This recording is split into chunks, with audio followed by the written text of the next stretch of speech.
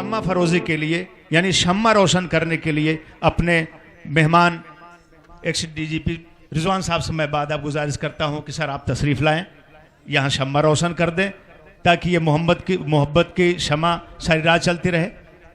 और राजकुमारी जी चाहें कि आप भी चल करके आ जाएं, जिया साहब आप भी आइए, तबरेज़ साहब, सैफ साहब, मुशीक साहब।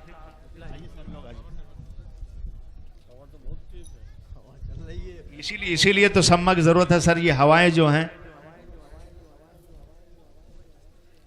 खड़े हो जाइए, हम तो हैं यहाँ।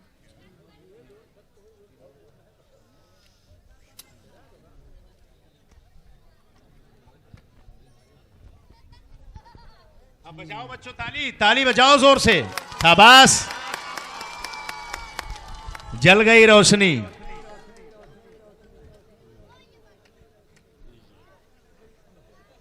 हाजरीन, हमारे मेहमान डीजीपी साहब ने शम्मा रोशन कर दिया हवाओं के सामने।